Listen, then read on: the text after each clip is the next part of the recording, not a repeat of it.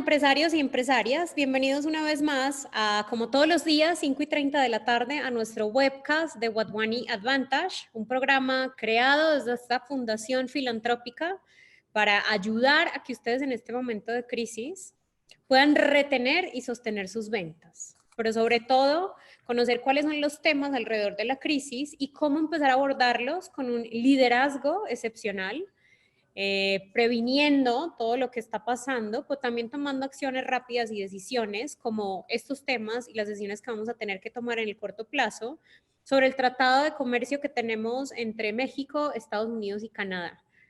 Para eso, el día de hoy contamos con la presencia de varios consultores expertos y yo quisiera darle la más cordial bienvenida a Eugenio Salinas. Eugenio, estás por aquí, ¿verdad? Ya tienes Así abierto. es. Ajá, tu video también, Eugenio Salinas Morales. ¿Sí me están viendo? Perdón. Dime. ¿Sí me están viendo? Sí, te estamos viendo y te estamos escuchando muy bien. Es que a mí se me borró de repente aquí, pero aquí estoy. Ok. Eugenio es presidente de la Comisión de Comercio Exterior y Asuntos Internacionales de CONCAMIN. CONCAMIN es uno de nuestros mejores partners en México. Con ellos venimos trabajando porque los industriales tengan estos programas que los ayudan a potenciar y exponenciar su crecimiento en ingresos anualmente. Eugenio, bienvenido. Te voy a contar un poco de la dinámica, te voy a contar por qué estás invitado a este proceso el día de hoy. Mi nombre es Carolina Arango, soy la directora del programa Advantage desde la Fundación Wadhwani en Latinoamérica. Y estos webcasts son un espacio seguro, un espacio de diálogo donde conectamos a nuestros empresarios y empresarias. Modero el diálogo, traemos consultores expertos y personas expertas como tú en un tema, y entonces van a haber 3 puntos claves: hablar del contexto, tú cómo ves hoy el COVID-19, esta pandemia, cómo la ves en México, qué afectaciones generales tiene, y luego vamos a hablar del tema específico del TEMEC. Y en el TEMEC, tú que estuviste involucradísimo, que trabajaste junto con temas de presidencia y con CONCAMIN para poner esto sobre la mesa, quisiera que nos contaras muchos temas. Uno es el tema de postergarlo, ¿para cuándo? ¿Eso qué beneficios nos va a traer o contraproducentemente qué va a traer? Quiero que también platiquemos un poco de la reactivación económica. ¿Tú en qué sectores ves que es clave el TEMEC? ¿Cuáles de nosotros como empresarios podemos jugar un papel importante allí? Y finalmente algo súper sensible, y es que hoy estamos todos trabajando por la protección del empleo de los colaboradores y las familias. Entonces, finalmente, ¿cómo ves el tema de mercado laboral? No te preocupes que yo te voy a volver a hacer todas estas preguntas de nuevo, pero es la temática que vamos a seguir. ¿Te parece bien en los puntos que acabo de nombrar? ¿Tienes alguna duda? No, la duda es que pueda responderles y pueda dar ahí valor agregado, pero hacemos nuestro esfuerzo desde nuestra trinchera y lo que nos ha tocado estar participando con todo gusto. Seguro que sí. Así es, pero sí me gustaría ahorita que la verdad no, estaba tomando aquí nota, pero luego un detallito aquí Tú tomes nota, tú toma de nota la de los computadora y Ajá. ahorita me repites las preguntas una por una. Claro que sí. Una pregunta específica, Carolina. Adelante, Eugenio. ¿Quiénes somos el auditorio? Claro que sí, mira, en el auditorio estamos nuestros empresarios que pertenecen hoy a alguno de los cohorts. Tenemos este programa, que es un programa de crecimiento en ventas. Está en más de 7 ciudades hoy. Entonces, estos empresarios, tenemos microempresarios, pocos, pero los tenemos. Tenemos normalmente empresas que facturan arriba de $1 millón, pequeñas y medianas, de sectores diferentes, de industriales, servicios y agro. Y los que están aquí son sus directores generales.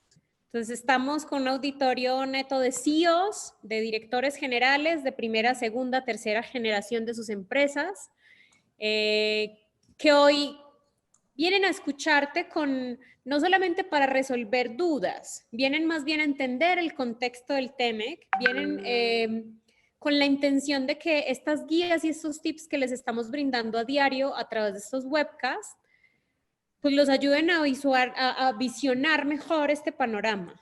Ese es el auditorio con el que contamos hoy. Bien, muchísimas gracias. Mira, 2 cosas ahora nomás por comenzar.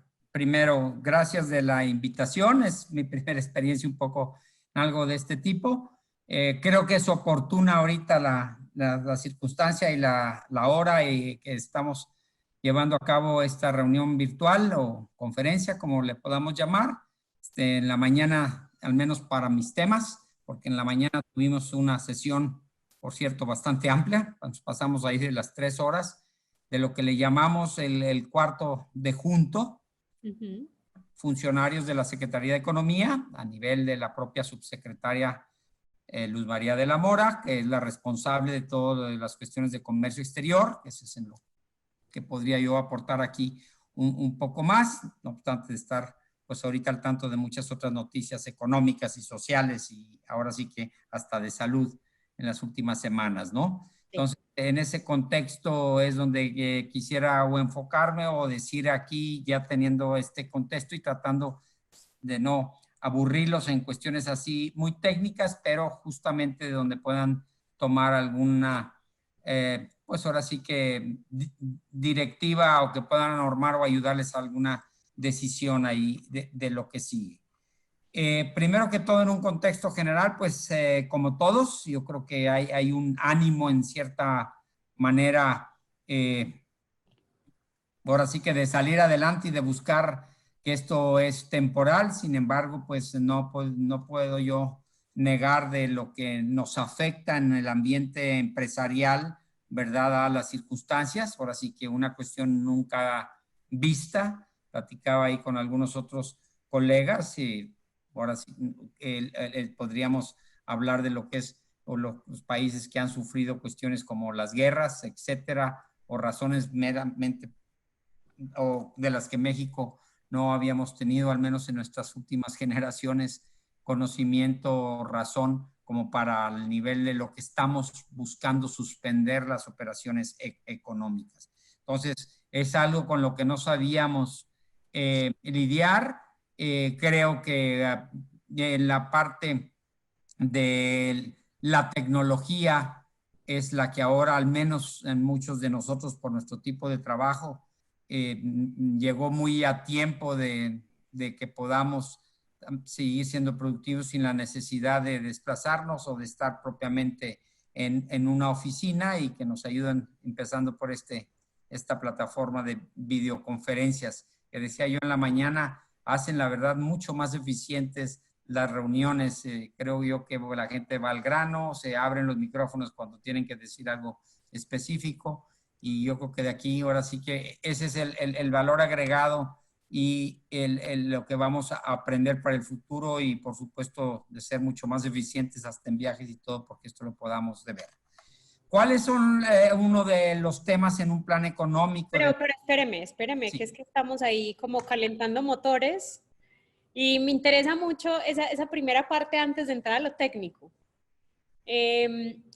Completamente de acuerdo, completamente que nos haga sentido este tema de teletrabajo, pero también es algo que nos toca hacer.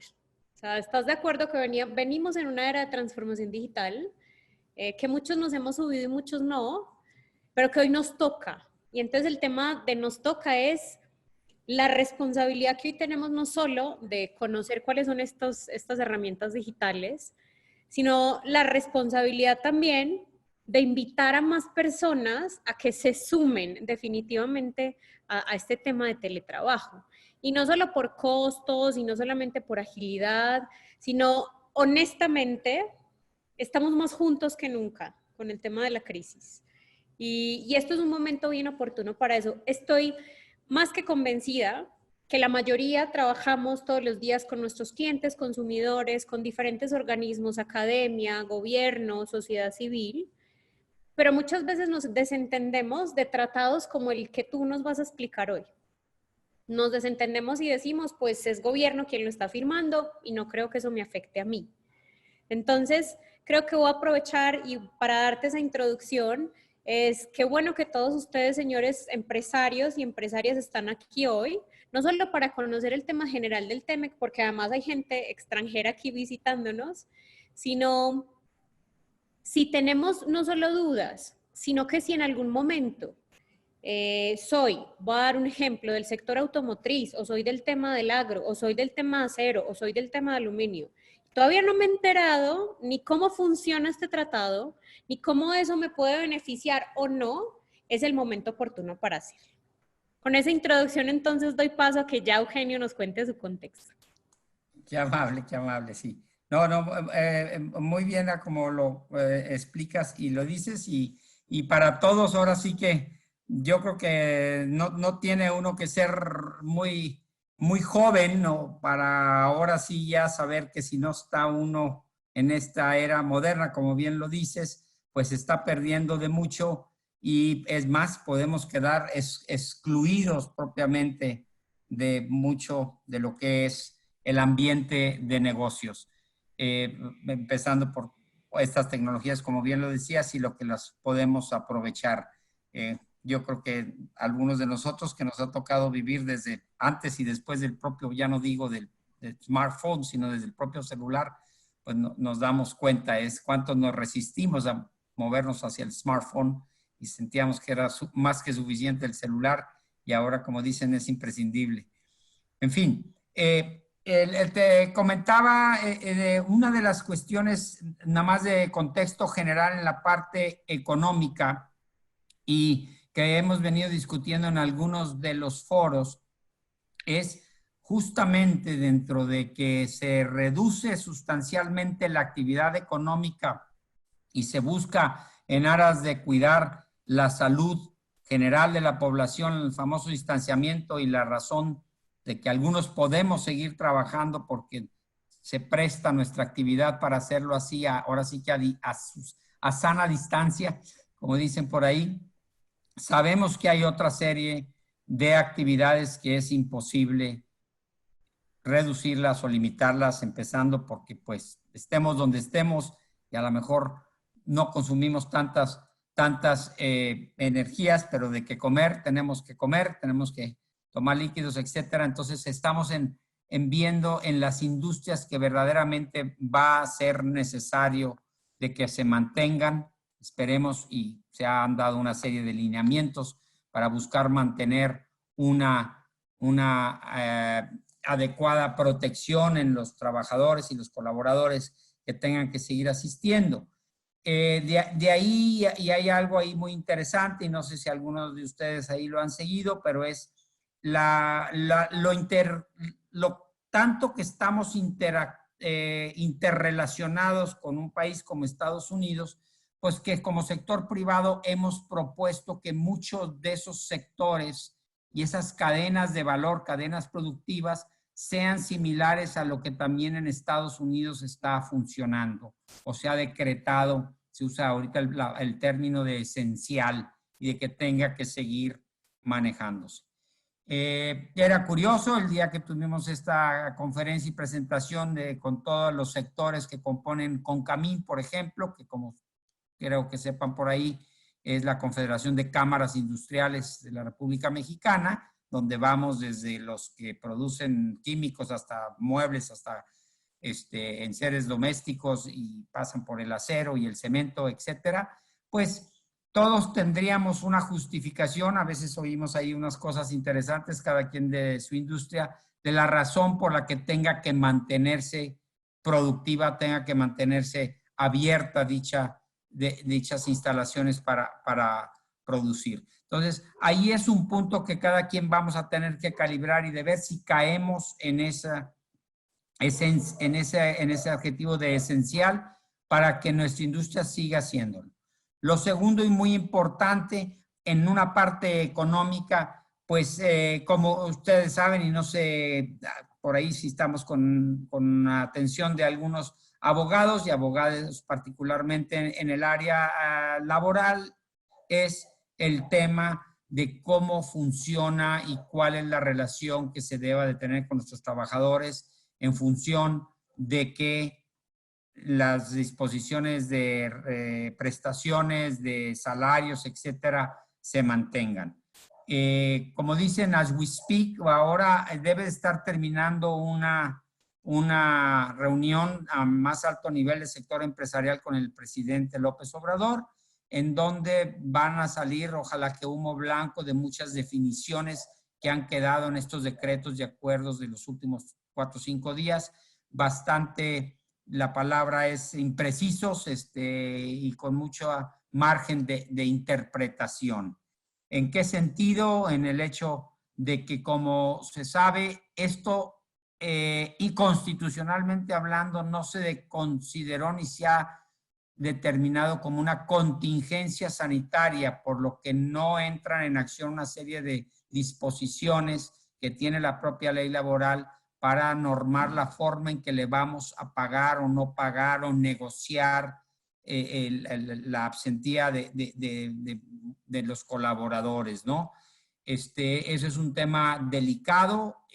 Se ha dejado mucho de ver que el gobierno privilegia y favorece de que haya ahí unas negociaciones, es a lo que nos están promoviendo, incitando, de que así tenga sindicato, pues por supuesto que con los sindicatos, pero por el otro lado en una manera individual, y pues ahora sí que tratando de buscar, y sabemos aquí como se dice que todos tienen que poner de su parte, y a final de cuentas eso es una negociación, y que se pueda lograr mantener el mayor número de empresas, que no se nos olvide, a final de cuentas son las que dan los empleos, empresas vivas, empresas trabajando, aunque puedan estar en un letargo en este momento por esa circunstancia, pero que la forma de poder utilizar los magros o pocos ingresos o lo que tengan en el guardado, en reserva, para mantenerse, pues ahorita se habla de un mes, y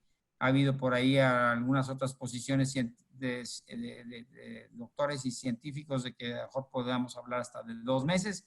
Yo creo que eso es mucho. Sabemos que hay una gran parte de la población que vive al día, como se dice, que también tenemos que tener otra serie de normas y de reglas para eso. Y este tema, antes de entrar propiamente a lo del tratado, lo remataría nada más por la otra parte que sí corresponde del gobierno, y creo que, como les decía, es parte de esa interacción y negociación que está sucediendo ahora con las cúpulas empresariales y el presidente. El mismo presidente creo que esta mañana dijo que a finales de la semana iba a emitir ya algunos posicionamientos con respecto a todo lo que sería el apoyo económico y las políticas muy específicas para solventar por la parte económica la crisis de salud, ¿verdad?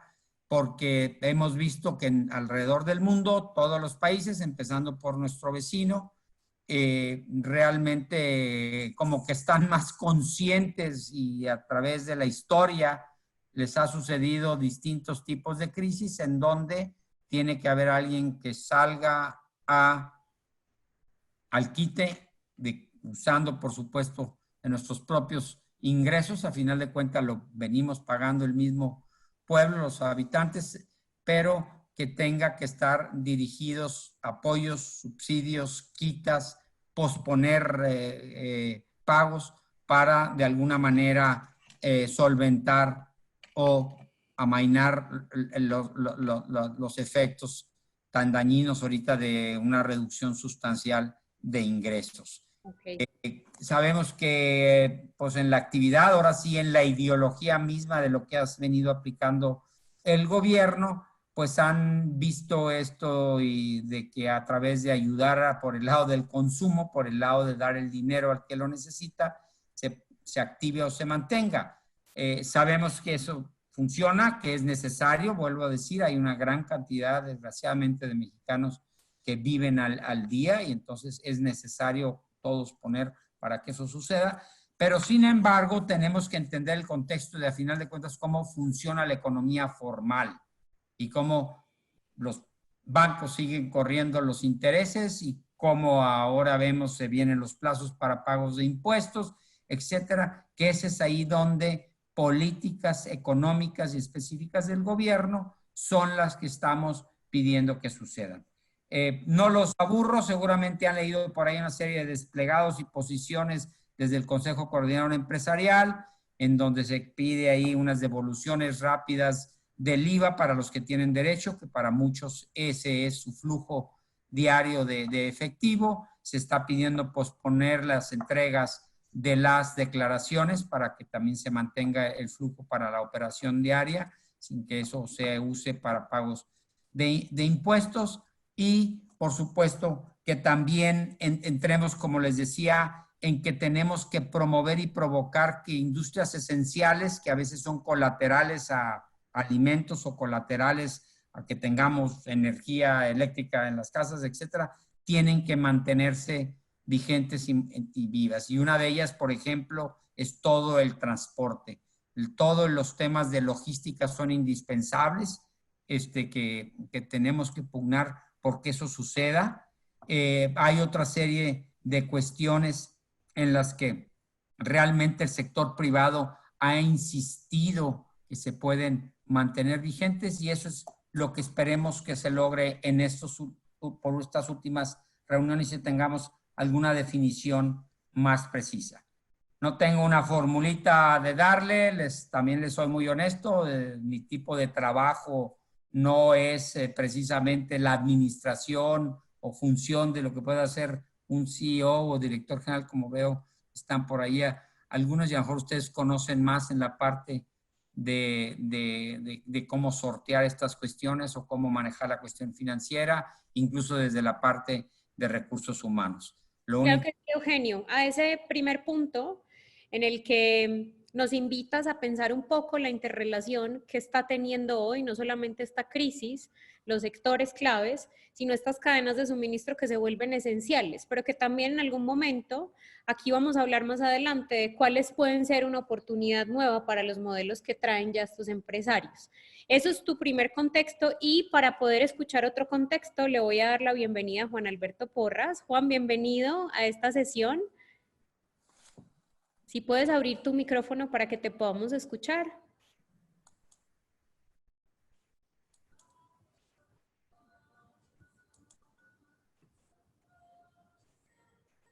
Juan, a ver, aquí está. Abraham. Ya, listo. Juan, buenas tardes, ¿cómo estás? Que mi hijo le tiene mucha confianza que esta persona es amigo mío, que me dijo, ya se usted me la. Regálenme un minutito, le escribimos. Porque justo, pues, Eugenio es parte también de ese equipo donde está Juan Alberto, y quiero empezar a hacer un contraste, un diálogo con los dos, para que no solamente veamos los temas que tú nos traes, que son súper importantes, temas de relaciones, temas de cómo esto va a impactar la reactivación económica. Tú nos dices que 2 meses lo ves demasiado para lo que está pasando. ¿Tú cuánto tiempo piensas que los empresarios deben empezar a visionar hoy como el punto crítico de esta pandemia? ¿Cuánto tiempo nos damos para eso? Perdón, ¿era conmigo o siempre entró Juan? No, estoy contigo porque no me aparece Juan. Lo estaba escuchando y sí, se me perdió. Mira, es muy difícil una respuesta en eso porque, como bien nos han explicado ahora sí que los expertos en epidemiología, en eso, es de que hasta que no alcancemos a ver de que haya, como hablan ahí de la curva esa, de que sea un poco más flat y que podamos tener la certeza de que el sistema de salud de alguna manera puede, ahora sí que con los casos que se presenten, atenderlos, que se vayan ya presentando. Yo creo que no va a haber no se va a relajar las restricciones para lo de producción y para todos los conceptos que nos han llamado, todos los sectores y todos los áreas económicas en donde no se va a permitir cuestiones de concentración de personas. Entonces, digo, como tiempos, han hablado y pusieron de fecha todo el mes de abril, y yo quiero pensar que conforme evolucione esto, que por ahí han hecho y habrán ustedes recibido por ahí algunos mensajes o videos, etcétera, que esto casi se comporta de una manera exponencial. Entonces, tendremos que esperar a eso, Carolina, a que realmente cómo vaya evolucionando. Ahora, tenía que ponerse una fecha, que decirse, porque pues de ahí es donde cada quien dosifique lo que tiene de reservas, de ahí es de ver cuándo, porque todavía se usó también otro en algún momento ya hay alguno de los funcionarios, que después iba a haber algún programa para ir reincorporando esas industrias y esos sectores a la actividad de nuevo. Quiero decir que va a tener mucho que ver hasta cómo evolucionó ahí la crisis en lo de salud, hasta de una manera poblacional, en estratos de la población, por edades, por recursos económicos e incluso regionalmente. Derecho a preguntar. El que pregunta no se equivoca. Muy bien. Parece que hay un micrófono. Pero mano. Ahí está. Muy bien. Ahora, Eugenio, vamos entonces a entrar después de estos dos contextos que hemos dado los dos y que conocemos la situación compleja en la que estamos. Hablemos de este aplazamiento. ¿Por qué? Porque todos hemos leído las noticias y es que senadores de Estados Unidos pidieron aplazar hasta el 1 de junio el inicio o la puesta en vigor de este tratado. Entonces, vamos a entrar en materia. Cuéntanos a todos rápidamente, si no sabemos qué es el TEMEC, ¿qué es? ¿Qué significa? Porque antes lo conocíamos como el TLC-CAN, claramente lo cambiamos ahora por el TEMEC, pero ahora, ¿qué significa que no haya empezado? ¿Qué significa que lo vayamos a correr a junio? Sí. Primer pregunta, ¿de cuánto tiempo disponemos más, Carolina? Tenemos, bueno, todos están citados 2 horas. Pero normalmente nosotros tenemos 1 hora de webcast y sé que puedo contar contigo máximo otros 40 minutos.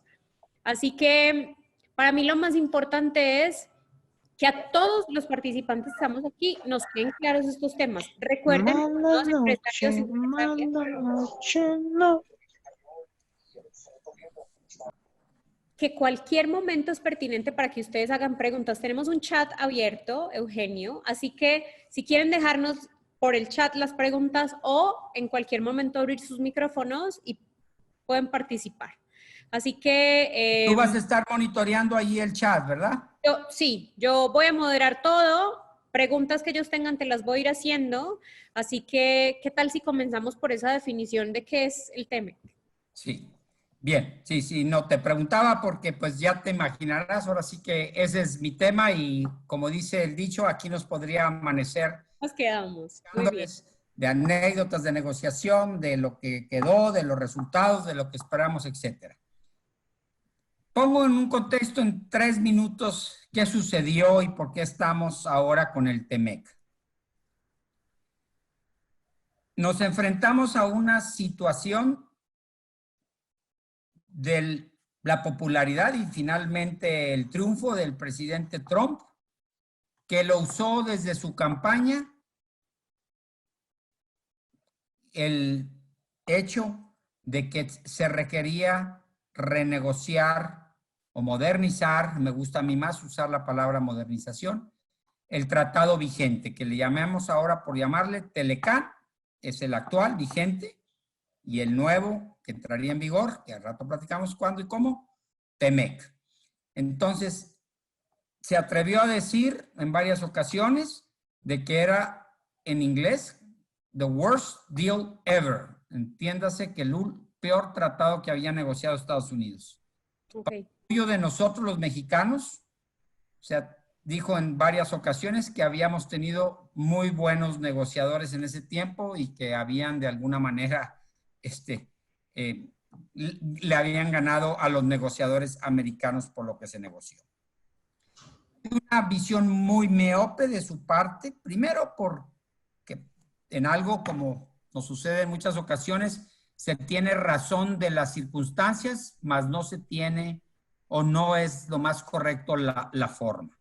Entonces, él se basó completamente como un financiero que es en la propia, en el puro concepto del déficit. Alguien puede decir muy alto, muy bajo, en ese tiempo alrededor de 60,000 millones de dólares en contra de Estados Unidos y a favor de México en lo que se le llama la balanza comercial. Es una visión muy utilitarista. Estados Unidos es un país de que ha vivido de los déficits porque tiene una manera de financiarlo y de hacerlo, si no, no sería. En muchas ocasiones dijimos, pues perdón, realmente el del problema es China, porque nomás por ponerlo en contexto, ahorita ya no sé, después de que luego siguió China, pero era China 10 veces más grande el superávit de China en contra de Estados Unidos que el nuestro, entonces fijándose en 60 millones cuando los chinos eran 500 y pico en ese tiempo. Sin embargo, pues como todos sabemos y como nos sucede también en México, hay unas actitudes propiamente populistas o que son los que lo llevaron y le dieron el rating para ser presidente, y de ahí, primero que propone que lo va a terminar, y lo que sea de cada quien, hay un gran movimiento y negociación para que de alguna manera, más que terminarlo, y las amenazas que se tuvieron en varias ocasiones ahí de que el señor tenía, porque el tratado actual permite una cláusula de que cualquiera de los países con 6 meses de antelación, de aviso, puede salirse del tratado. Y se recordarán, allá por el 2017 nos amenazó un par de ocasiones de que lo iba a hacer. Ahí se logra, en más que terminarlo, entremos en la mesa de negociación, y a lo que voy ahí le dimos un poco la vuelta en el sentido de que efectivamente el tratado con 20 y tantos años ya en vigor, pues ahora sí que requería una modernización. Estamos en una época en donde no había hace 25 años comercio electrónico, donde no teníamos una serie de productos farmacéuticos de nueva generación y de la famosa biotecnología, biológicos, etcétera, que no había y no estaban normados por las disposiciones en materia de propiedad intelectual. Tenemos una serie de mecanismos electrónicos ya hasta para lo que serían las inspecciones en frontera, que no existían y teníamos que adecuar procedimientos de facilitación comercial, los famosos también certificados y todo lo que está detrás de evitar papel y tener ahora todo a base de firmas electrónicas y etcétera. En fin, puedo listar una serie de elementos en los que el tratado amerita una modernización y una inclusión de nuevas industrias, telecomunicaciones, farmacéutica, y les decía el mismo comercio electrónico, etcétera, cuestiones en la parte de derechos de autor, todo eso que no existían hace 25 años.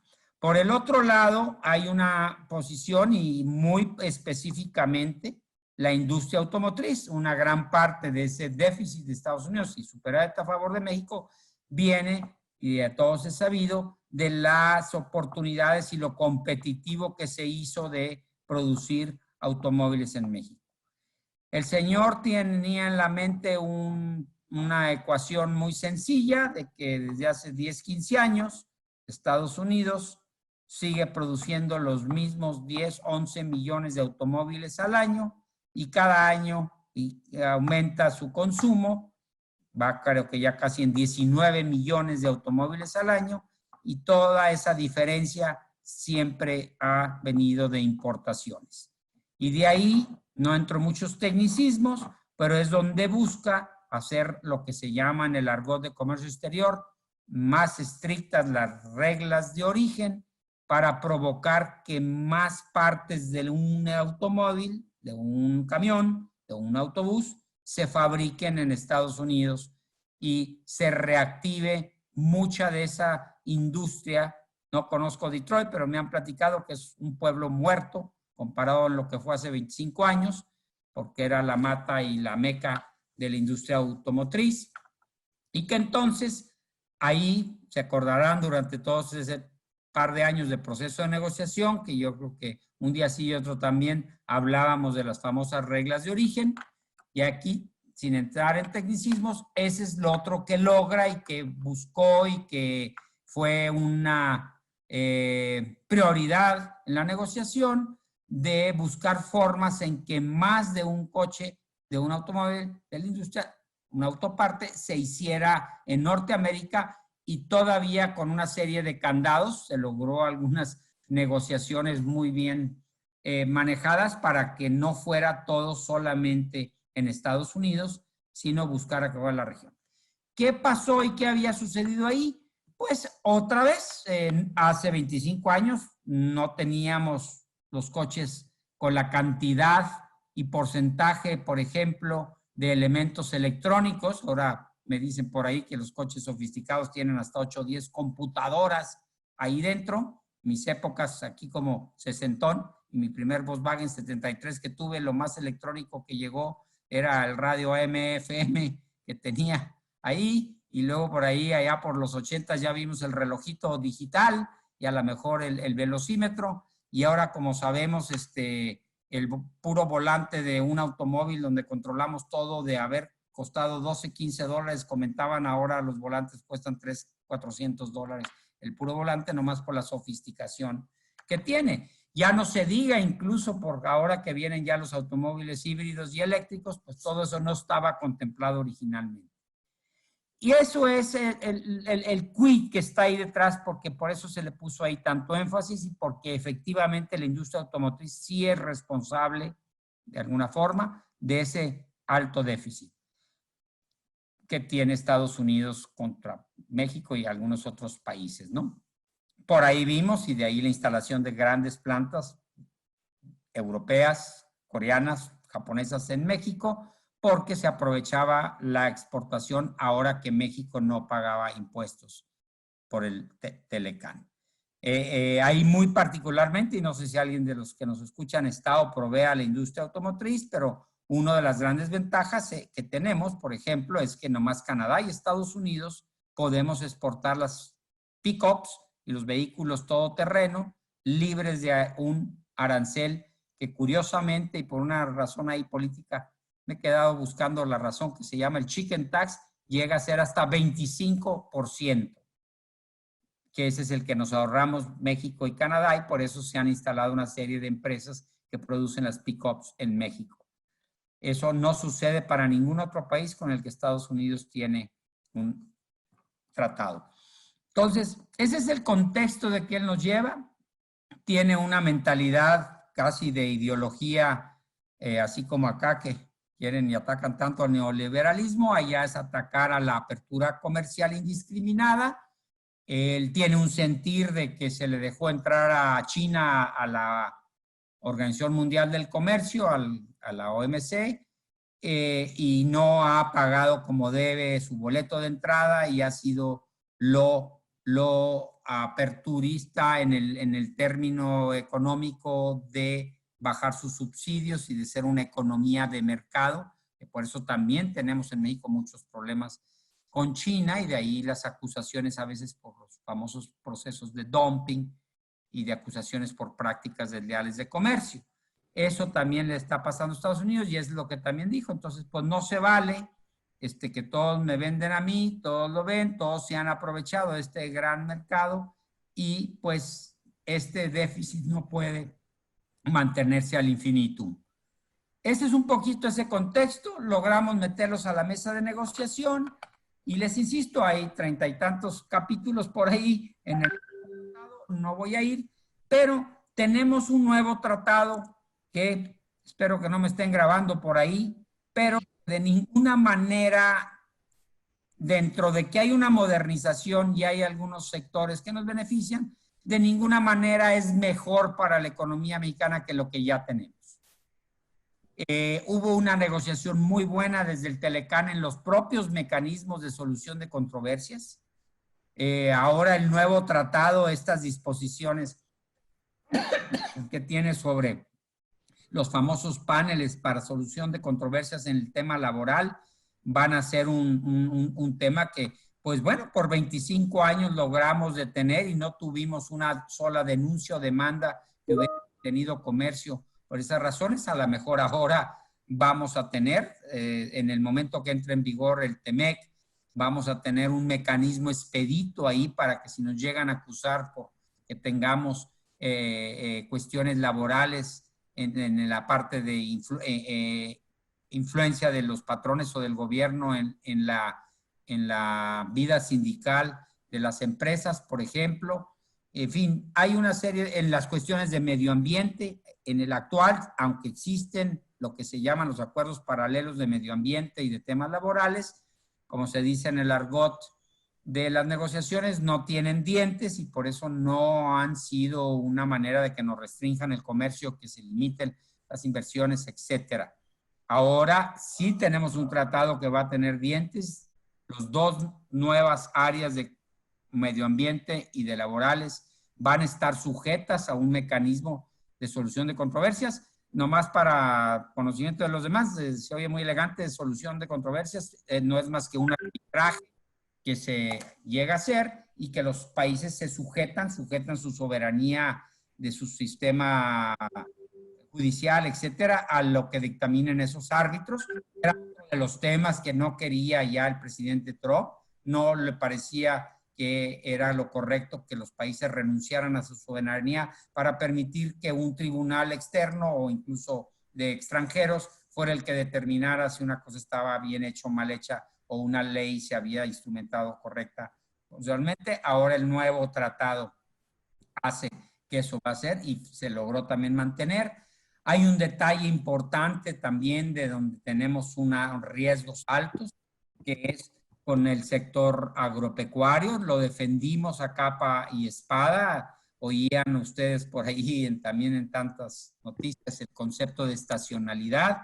No entro en mucho tecnicismo, pero eso iba a poder provocar que estacionalmente nos de tener productos del sector agropecuario en épocas en donde, como todos sabemos, hay mucha cosecha de un producto, baja el precio, y ese es donde se quejaban, sobre todo en nuestros productos hortofrutícolas. Entonces son de los que también tenemos muy vulnerable. Es fecha que los senadores de Florida, senadores de Georgia, de los estados que les toca, California, que les toca competir contra nuestros productos hortofrutícolas, pidieron que haya un monitoreo de esas importaciones, exportaciones. Sabrán ustedes, se recordarán de los temas o productos más críticos en la relación comercial, porque son muy fuertes y competitivos, como el azúcar y como el aguacate y como las berries y como el tomate, es donde tenemos los mayores problemas. Hay otras áreas del tratado que les decía yo, nos ponen también en cierta desventaja o que tenemos también que tener ahí presente, porque de alguna manera vamos a tener que cumplir y tener consecuencias si cuestiones, por ejemplo, de medio ambiente no las cumplimos. Otra vez es una cuestión aquí un poquito también de ética y de reconocimiento que pues tenemos que cumplir, así que verlas, ¿no? Lo que a veces no se vale es que también se nos quieran exigir cosas que ellos mismos no han cumplido por décadas y que ahora seamos nosotros los que entramos, como todos sabemos, muchas cuestiones de esas de medio ambiente, pues afectan mucho a la competitividad de las empresas. Hay otras áreas en donde, como la industria textil, en donde esperamos y pueda haber una flexibilidad ahí sí, y que pueda haber unas oportunidades en un plan positivo de comercio, en la industria química también, que sí se mejoran con la negociación nueva del TEMEC. Entonces, como les decía, no hay un balance, hay que ver un poquito por sector y por tema en dónde vamos a estar mejor y dónde vamos a estar con más limitación con el nuevo TEMEC. Tenemos dos preguntas, Eugenio, justo de lo que estás hablando, de cuáles son esos sectores que nos interesa o si nos puede regalar información. Y son dos. Por un lado, Mirta, buenas tardes. Mirta nos pregunta si se agregó, modificó o eliminó en esta nueva versión del Tratado de Libre Comercio algo para el sector agropecuario. Y sé que es bien amplio, bien tema de discusión, pero el tema agrícola es vital dentro de ese tratado. ¿Cuáles creen que es lo más relevante que tenemos nuevo? Muy interesante la pregunta. Te voy a decir por qué y efectivamente. Ya son las 6. Perdón. Porque a mí que me tocó, la verdad, y ya por obviedad, la negociación también del previo, siempre hubo una sensación y se dijo mucho que el sector agropecuario había sido la moneda de cambio para entrar al tratado. Cuando abrimos nuestro sector y permitimos importaciones de granos y permitimos importaciones de cárnicos, de leche, de lácteos, etcétera, a cambio de poder exportar pues automóviles y acero y químicos y etcétera, ¿no?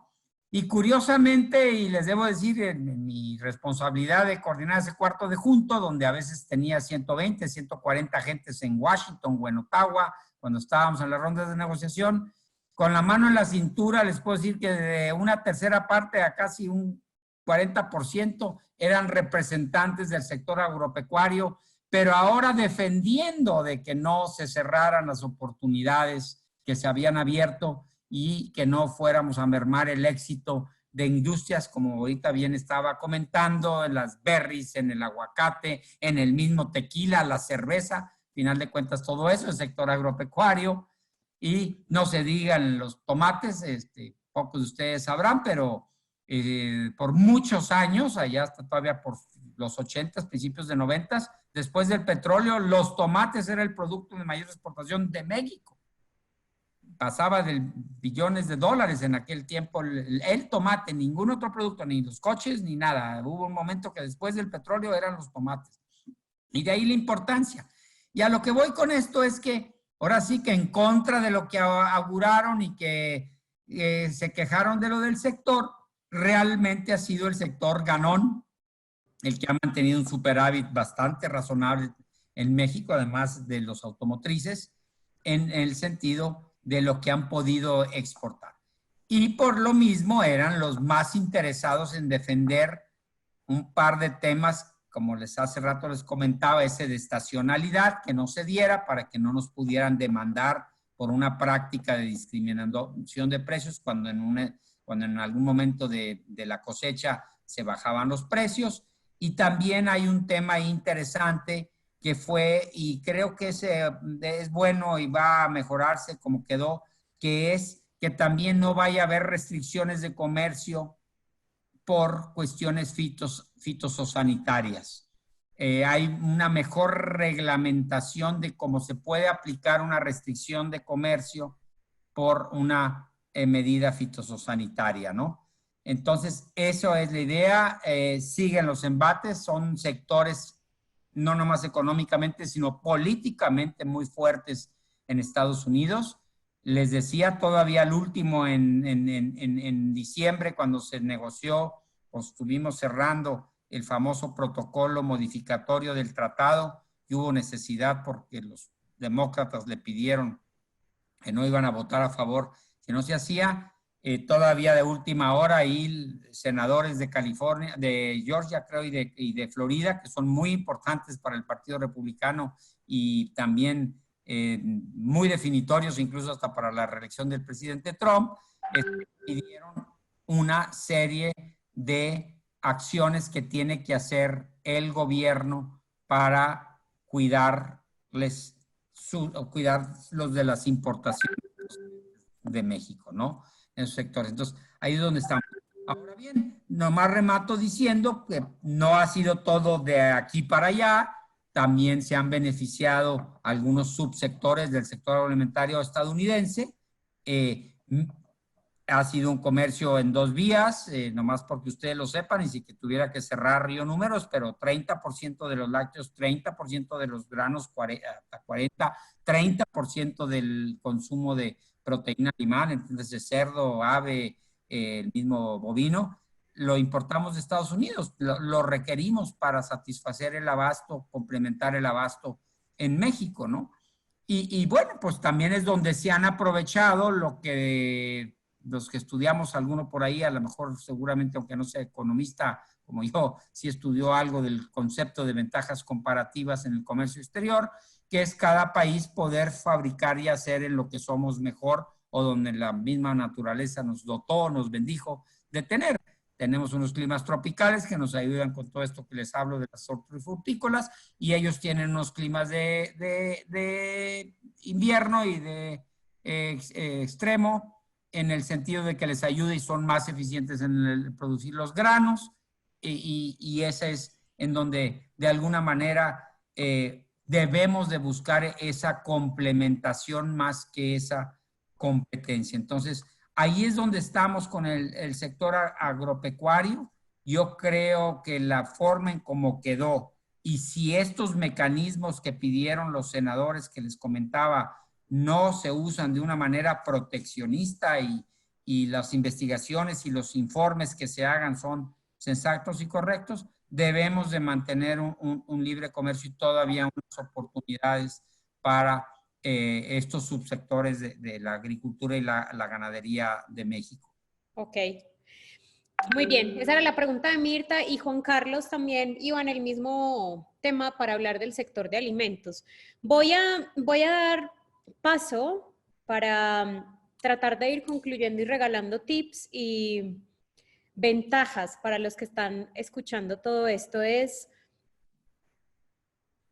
¿Tú qué nos recomiendas hoy a nosotros como empresarios cuando nos dicen prepárense?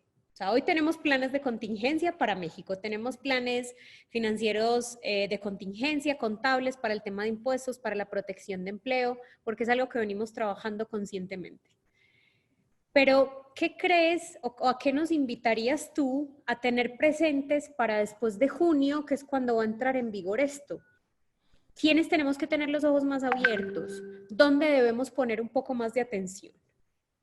Muy buen punto. Mira, primero vamos aclarando los tiempos de entrada en vigor.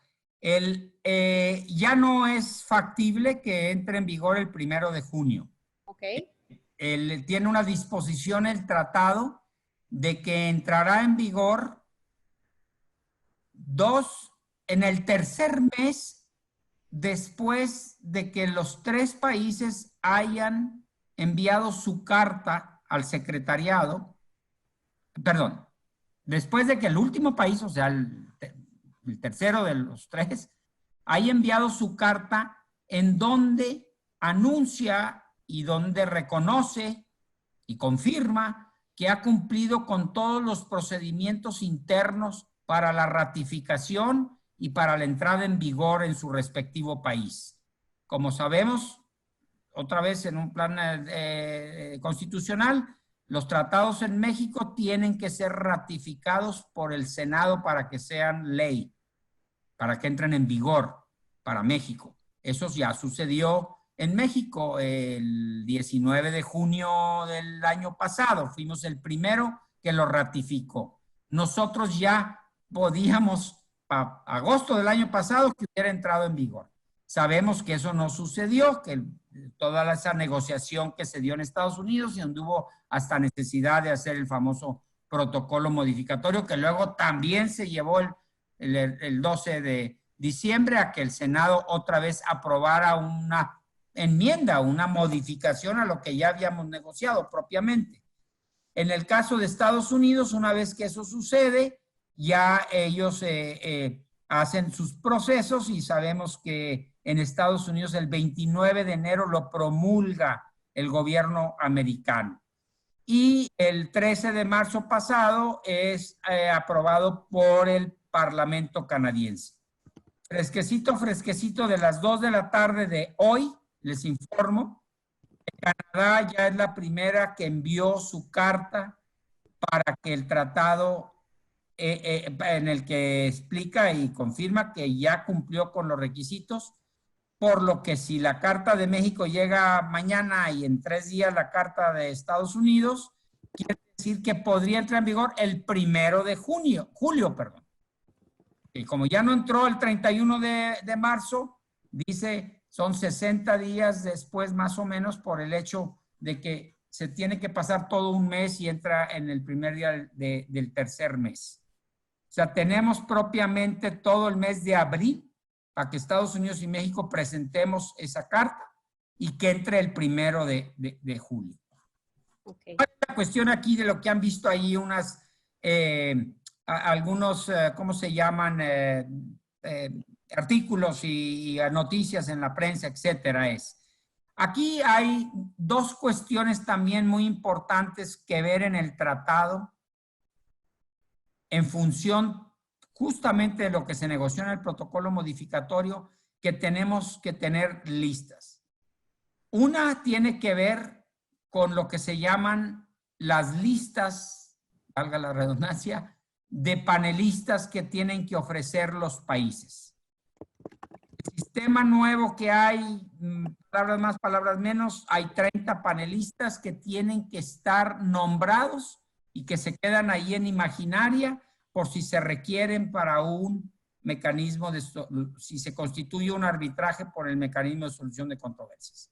Pero y ahorita lo insisto porque ese es uno de los quits y de riesgo. Hay un mecanismo expedito que se llama o express para la solución de los temas laborales sindicales, que son otro grupo de 9 panelistas que se tienen que nombrar antes de que entre en vigor el tratado. Entonces, ese es un proceso que ya está caminando. Ya el sector privado mexicano ofreció 40 y tantos nombres de expertos y de abogados y conocedores de las leyes internacionales y conocedores de todo el mecanismo de arbitraje, etcétera, en el mundo, para que puedan ser de esos que escoge el gobierno y que proponga, ¿no? Tenemos que ver los que escoge Estados Unidos porque a final de cuentas tienen que acordar cuáles son ese pool de panelistas. Hay los otros 9 que se van a tener que presentar para el mecanismo de solución expedita. Pero hay otro tema también ahí técnico. En el tratado les decía, yo lo he oído el concepto de que la espina dorsal, la columna vertebral de un tratado terminan siendo las reglas de origen. Las que norman y dicen quién se está beneficiando de esas preferencias. Entonces, esas reglas de origen, sobre todo las que se modificaron, como platicamos hace un momento, del sector automotriz, tienen que ser bien definidas las fórmulas y las maneras de calcular ese porcentaje nuevo que subió de 62.5 al 75 en ciertos años, en ciertas partes del producto, de que no sé si oyeron por ahí, de que un porcentaje del coche tiene que ser hecho en un país donde se paguen más de $16 la hora. No implica que tengamos que subir salarios mínimos de la industria, nada de eso. Es para una cuestión de regla de origen. Al mero final, en el protocolo modificatorio, también se requirió que el acero que usan los automóviles tiene que provenir dentro de 7 años, se compraron 7 años para ajustar la industria, de siderúrgicas que fabriquen en la región, desde Canadá, México, Estados Unidos, desde el planchón, desde el lingote. Se me olvidó ahorita, hay otro término ahí que usan siderúrgico, si alguien conoce de esa industria, y no de que se compre y que solamente se lamina o se troquela en México la parte de una puerta o una carrocería de un automóvil o camión, ¿no? Eso también es algo delicado que va a suceder en 7 años después, y entonces las industrias de acero ya no lo traerán de Brasil y de India y de Corea y de China y tendrá que fabricarse acá. Entonces, hay una serie de cuestiones que tiene que entenderse cuando se usan porcentajes.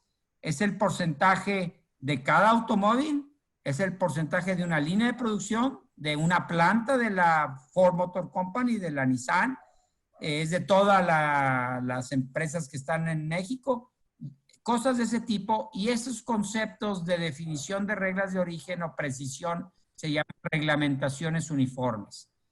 Esto va a pasar para otros temas como el caso de textiles, el caso de la industria química, etcétera.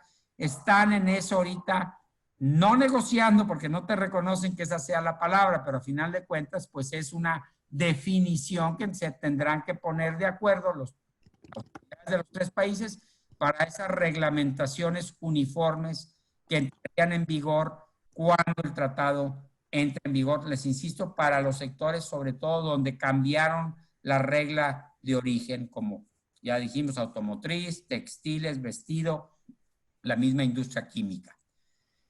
¿Qué pasa ahí? Que no nada más por las cuestiones de ahora lo de la contingencia sanitaria, el coronavirus, pero en general, ya se imaginarán, la industria automotriz no es que los tacos te los hago de cochinita pibil, de maciza, o te los hago de, ¿cómo se llama el otro? De surtido o mixto. Perdón, en una industria como esa se tardan meses, si no es que a veces años, en cambiar los años modelo, en cambiar un molde, en cambiar el software. Y todo eso lo tiene que adecuar la industria automotriz para cumplir con las nuevas reglas que, como se ha estado advirtiendo, no se va a poder hacer en 60 días que quedan o quedaban cuando se hablaba de que entraba en vigor en junio. Ahorita se está comprando un mes más. ¿Qué estamos proponiendo y qué es probablemente lo que ahí suceda? Es que haya una manera o forma de que se permanezcan vigentes las reglas de origen para la industria automotriz, insisto, vigentes ahora con el Telecán, y ellos están hablando y creen la industria. En México, por cierto, tenemos 3 asociaciones o 3 sectores, subsectores dentro de la industria. Lo que es la mía, que es de la industria armadora de automóviles, la AMPA, que es la industria armadora de camiones, tractocamiones y autobuses, y luego una muy fuerte, que estoy seguro que muchos de ustedes ni sabían, pero exportamos más autopartes en valor que ni automóviles terminados. Y a veces eso no lo teníamos en concepto. Fue algo muy importante e interesante que salió durante la negociación y que normó mucho de lo que finalmente se negoció. La INA, la Industria Nacional de Autopartes. Ellos 3 son los responsables y a los que han estado también pidiendo que tienen la necesidad de perdido de aquí a fines de año, o sea, para que esto entre en vigor hasta el 21, de los ajustes en toda su cadena de insumos y en sus procesos de producción. Okay. Esto estamos peleando, proponiendo al gobierno, y pues ahí ayer hubo una carta de la Secretaría de Economía a estas industrias en donde ya les dice que lo están negociando, viendo con el gobierno americano. Estamos cuesta arriba porque, como les dije hace un momento, para el presidente Trump, primero es el que ya quiere, ahorita toco la parte política, pero para el presidente Trump, que había insistido y que el único que veía era el déficit automotriz, pues lo que él ya quiere es que entren en vigor las nuevas normas en que se empiecen a producir más partes y más coches en Estados Unidos, en la región, etcétera. Entonces, ¿hasta dónde va a aguantar que todavía les concedamos otros 6 meses para que esto no suceda? Ok. Por el lado de la entrada en vigor también veíamos y argumentábamos. Hace rato se acuerdan que les dije que estamos mejor con el, como dice un dicho, estábamos mejor cuando estábamos peor, en el sentido de que estamos mejor ahora en muchas circunstancias. No hay una razón o necesidad de que el nuevo tratado, salvo la parte de la certidumbre que mande a los tomadores de decisión en inversiones, en establecer una empresa, en mandar sus capitales, porque eso es el mayor efecto que ha tenido toda esta. Ustedes se recuerdan un tuit del señor Trump en la mañana que amanecía con el pie izquierdo, nos movía el tipo de cambio 5%, etcétera. O sea, porque pues sí, dependemos de Estados Unidos, y la amenaza de que el tratado podría haber sido denunciado, lo que les comentaba que podía terminarse, pues podría puesto a la economía mexicana en serias dificultades. A estas alturas del partido, la situación económica, el calendario político de Estados Unidos hace casi con probabilidad 0 que el señor se vaya a atrever, porque ahora sí obra en su contra el querer denunciar el actual y que no entre en vigor el que sigue. Pero el más beneficiado de que entre en vigor, pues es él, porque se le viene encima precisamente en el verano, eso ya desde junio, las campañas políticas, y uno, por no decir el único cuestión de negociación internacional positiva que ha hecho en los 3 años que lleva es el tratado. Y es lo único que va él a usar para decir, les cumplí, negocié, se atrevió a decir cuando ya se acabó la firma, les había yo dicho que usó el moto, el eslogan de The Worst Deal Ever, a decir ahora que era The Best Deal Ever, que ha negociado Estados Unidos, a ese grado de donde cambió de opinión. Entonces, él es el principalmente interesado de que entre en vigor por esas razones que le digo, y mucho tiene que ver la parte política que le ayudaría a él en su campaña para presumirlo, para decir que ya está, que va a entrar en vigor, que va a ayudar a muchos empresarios, que salvó a los exportadores de lácteos y de carne, y ahí te vas, y volver a que todos esos constituents que votaron por él se acordarán allá donde veíamos aquel mapa rojo y azul el día de las elecciones en aquel noviembre, pinta una parte en la parte central del Corn Belt allá de Estados Unidos, en donde todos esos han sido estados beneficiados porque nos exportan mucho precisamente de los productos agrícolas, ¿no? Entonces, ese es donde estamos. Por lo pronto va a haber presión por lo que hoy conocimos, no se ha dado a conocer oficialmente, pero yo creo que a lo mejor ya mañana, de que Canadá ya mandó esa carta. Quiero pensar que se pone una presión para que México la mande, y lo que estamos viendo nada más. Perdón, y hay una cosa aquí importante, ¿verdad?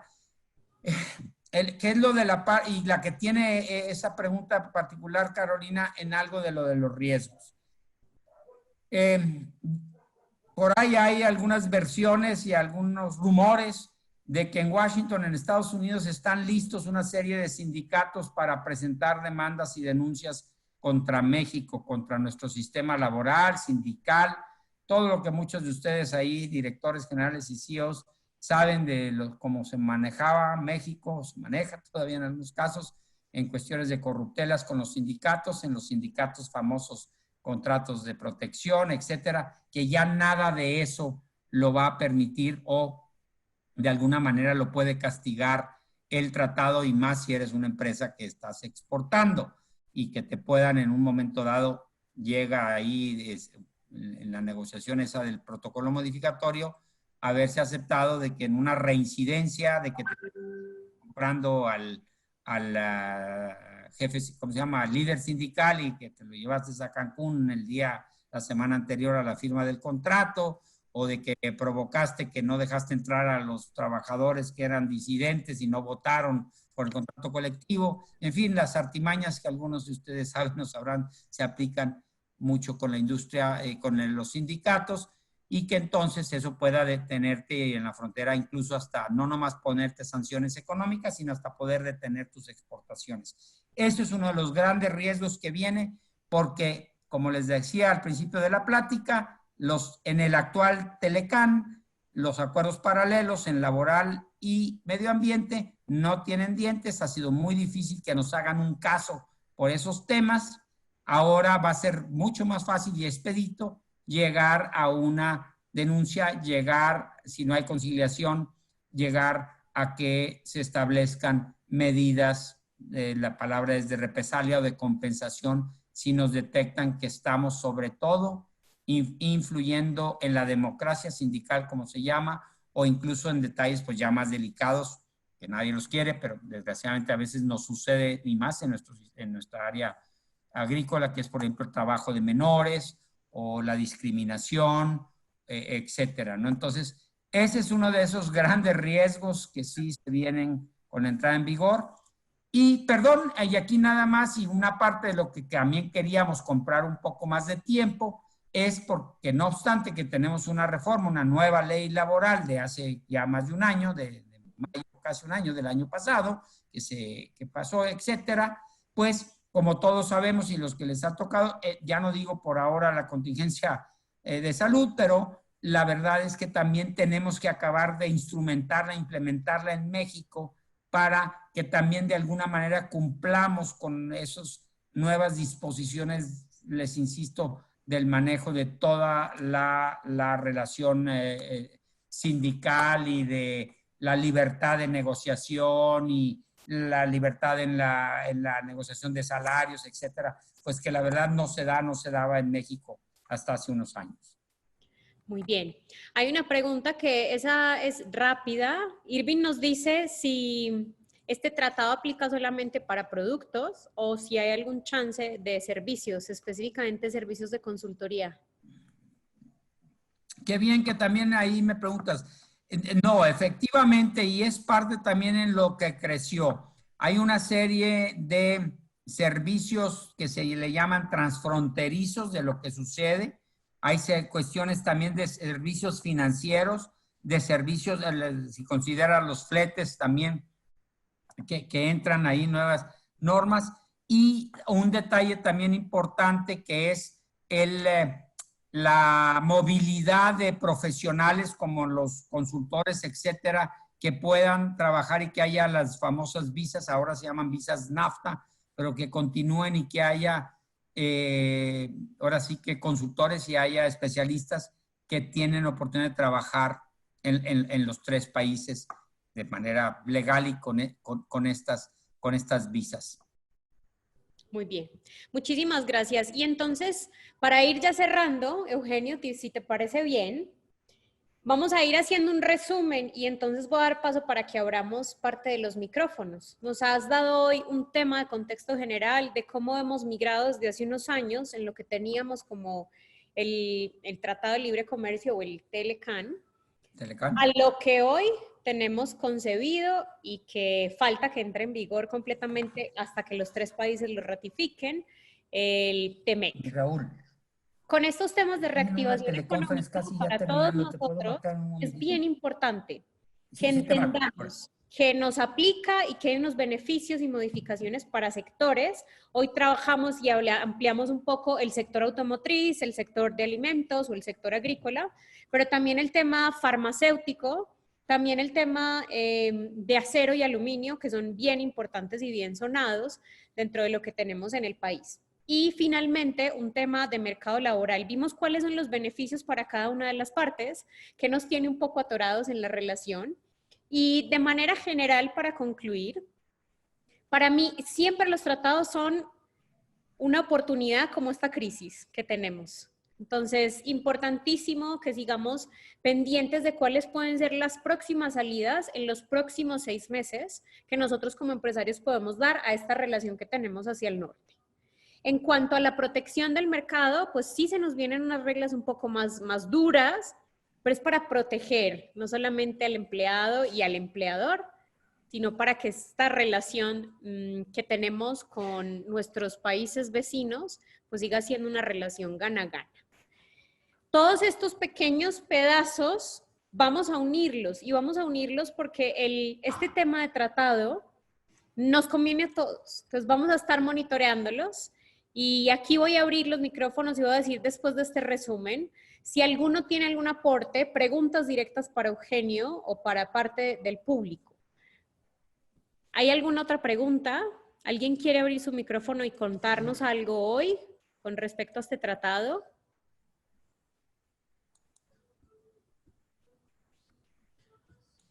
Muy bien. Si no hay ninguna otra pregunta, yo quiero agradecerte muchísimo, Eugenio, tu tiempo, todo el expertise, porque es la persona, para mí, de las que más saben de qué hemos trabajado, de qué venimos modificando y desarrollando en estos acuerdos. Nos has compartido muchos detalles y quiero que eso quede bien claro, muchos detalles que yo, a pesar de que soy una seguidora del tema, no sabía y que claro que no sé porque no estoy en esa mesa de negociación. Entonces, Uy, si te contara tantas anécdotas que sucedieron. Infinitamente agradecida por esos tips que me diste, porque hace que ahora sí uno hile todo el tema de relación pública y de comercio internacional. Permíteme ahí, Carolina, un detalle en 2 minutos, sobre todo por también las oportunidades, porque sí pusiste ese tema y se llamaba TEMEC por ahí. Pero justamente, y les platicaba de la teleconferencia de 3 horas hace rato con la subsecretaria de la Mora y su equipo, tratamos porque ahora sí que es el más importante y por mucho el de mayor porcentaje para nosotros como comercio, pero no es el único. Entonces, en el tintero tenemos otras negociaciones de México con Europa, negociaciones de México con Ecuador, una pena ahorita que está sufriendo ese país todavía más que nosotros en la contingencia, negociaciones en el marco de lo que se llama la Alianza Pacífico, que es con Chile, Perú, Colombia y nosotros, y que ahora se están aceptando unos países adicionales. A lo que voy con esto, perdón, hay otros frentes de negociación abiertos que se quedaron ahí medio adormilados después de la administración pasada, que es Brasil y Argentina, pero se reactivarán, hoy no lo dijeron. Y a lo que voy con esto es que en muchas, para no sé qué sectores está cada una de esas empresas y todo, pero muchas ocasiones, y ya se ha comprobado, puede haber mejores oportunidades en otras regiones del mundo con las que también tenemos las preferencias y deberíamos de aprovecharlas. Tenemos algunos beneficios porque la Alianza Pacífico, como la palabra lo dice, es una alianza, quiere decir que va más allá de incluso un tratado de libre comercio y tiene otra serie de mecanismos y figuras desde lo financiero, etcétera, que pueden ayudar a quien quiera hacer negocios con Perú, Colombia, Chile. No se diga con el tratado que tenemos con los países de acá de Centroamérica. Para muchas industrias pequeñas y medianas a veces es la opción.